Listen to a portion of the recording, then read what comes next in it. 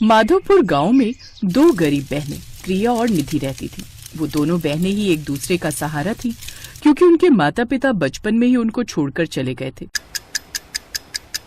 प्रिया बड़ी बहन थी और वो एक ब्यूटी पार्लर में नौकरी करके अपना घर चलाती थी।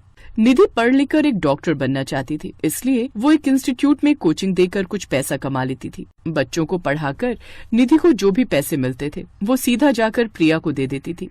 ये लो दीदी, ये मेरी इस महीने की कमाई है। तू हर महीने आकर अपनी सारी कमाई मुझे ही दे देती है, कुछ तू अपने खर्चे के लिए भी रख लिया कर। मैं क्या करूंगी दीदी ये पैसे लेकर, मुझे जो भी चाहिए होता है मैं आपसे ही मांग लेती हूँ। अच्छा ठीक है, लेकिन तुझे अगर कुछ भी चाहिए होगा तो मुझे बता देना, ठीक है? हाँ हाँ मेरी प्यारी दीदी। इसी तरह दोनों बहनों में काफी प्यार था। निधि जिस कॉलेज में पढ़ती थी वहाँ एक लड़की थी शीतल, जो निधि से बड़ा जलती थी। शीतल अक्सर निधि की लाइफ में प्रॉब्लम क्रिएट करने का मन बनाती रहती थी।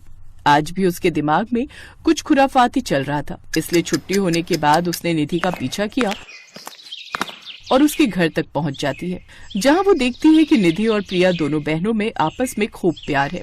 ओह, तो ये है इसकी कमजोरी, इसकी बड़ी बहन।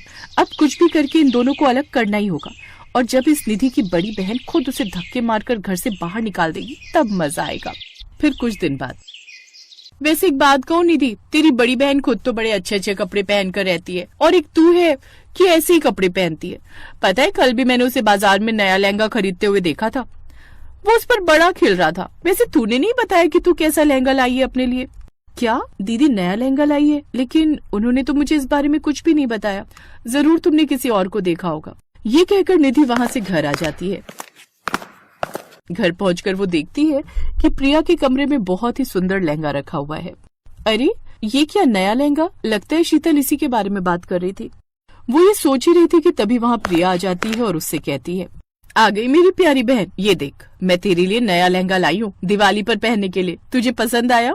झूठ मत बोलो दीदी, साफ साफ कहो कि ये लहंगा तुमने अपने लिए लिया है। अगर मेरे लिए लिया होता तो ये बात तुम मुझे कल ही बता देती। ये कहकर निधि गुस्से में वहाँ से चली जाती है। प्रिया को कुछ समझ में नहीं आ रहा था। माना तेरी बहन ने बचपन में तेरी पढ़ाई का खर्चा उठाया था, लेकिन इसका मतलब ये थोड़ी ना कि अब वो तेरी सारी तनख्वाह रखकर उस बात का फायदा उठाएगी। अरे तेरी भी अपनी लाइफ है, ऐसे ही एक रोज। क्या हुआ निधि, तुम्हें अभी तक तनख्वाह नहीं मिली क्या? आपसे मतलब मिली हो या नहीं, वैसे भी ये मेरे पैसे हैं, किसी को दूं या अपने पास रखूं मेरी मर्जी। ऐसे ही देखते कुछ दिन बीत जाते हैं। प्रिया की समझ में कुछ नहीं आ रहा था कि आखिर उसके बिहेवियर में इतना बदलाव कैसे आ गया। कुछ दिन बाद दिवाली वाला दिन भी आ जाता है। कॉलेज की छुट्टी होने के कारण प्रिया निधि को शहर से कुछ दिवाली का सामान लाने भेज देती है और खुद घर की साफ सफाई में लग जाती है। वहीं दूसरी तरफ शीतल एक प्लान बनाती है। वो निधि को फोन लगाती है। निधि कहाँ हो तुम? मैं दिवाली का कुछ सामान लेने शहर आई हूँ। ओह, तभी यहाँ पार्टी हो रही है? मतलब मैं कुछ समझी नहीं। मतलब ये कि मैं तुमसे मिलने तुम्हारे घर आई थी तो मैंने देखा प्रिया दीदी अपने दोस्तों के साथ बड़े मजे से पार्टी एंजॉय कर रही है। पार्टी? कैसी पार्टी? हमारे यहाँ तो किसी का बर्थडे नहीं है। पता नहीं, तुम्हारे घर से लाउड म्यूजिक की आवाज आ रही थी। वो जरूर खुद पार्टी के मजे ले रही है और तुम्हें उसने सामान लेने भेज दिया।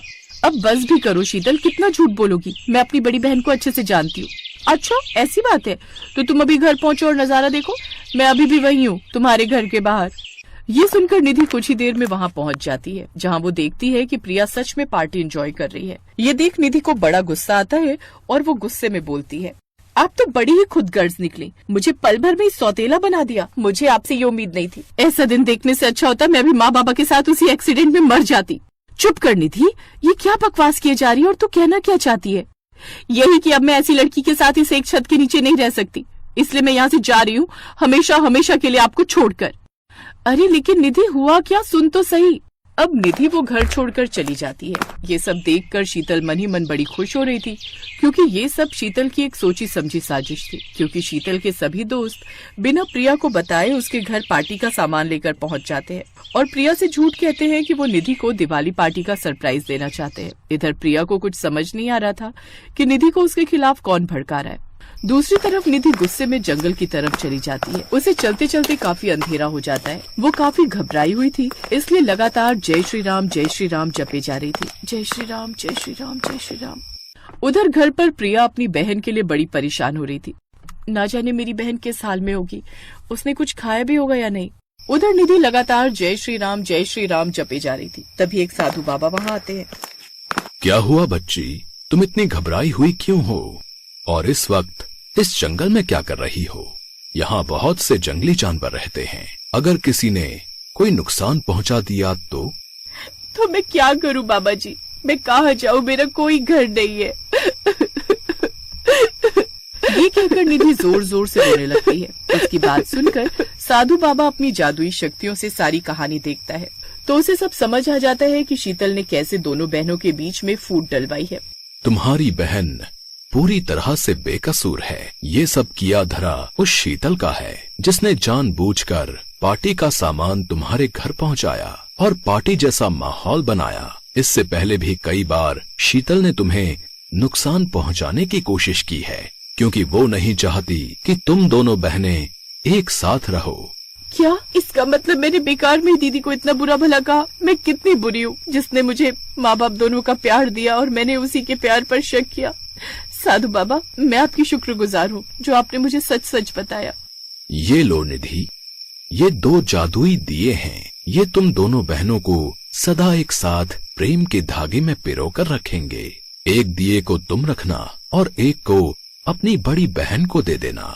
इन जादुई दियों से तुम जो भी मांगोगे वो तुम्हें मिल जाएगा, और आज के बाद कोई भी तुम दोनों बहनों में फूट डालने की कोशिश करेगा तो ये जादुई दिए उसे सबक सिखाएंगे।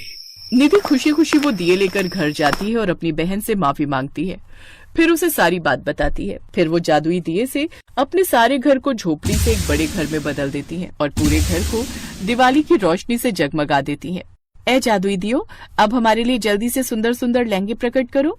ये कहते ही वहाँ पर सुंदर सुंदर लहंगे प्रकट हो जाते हैं, जिसके बाद वो दोनों सज धज कर शीतल के घर जाती हैं। उन दोनों को एक साथ देख वो बुरी तरह जल जाती है। तुम दोनों एक साथ? हाँ, तुम्हें दिवाली की मुबारकबाद देने आए हैं। जो करे हम दोनों बहनों में पंगा, उसे मिले डंडा। ए जादुई दिए, दिखा दो अपना कमाल। उसके इतना कहते ही शीतल पर जोर जोर से डंडों की बारिश होने लगती है। ये देख दोनों बहनें एक साथ मुस्कुराते हुए कहती हैं, हैप्पी दिवाली।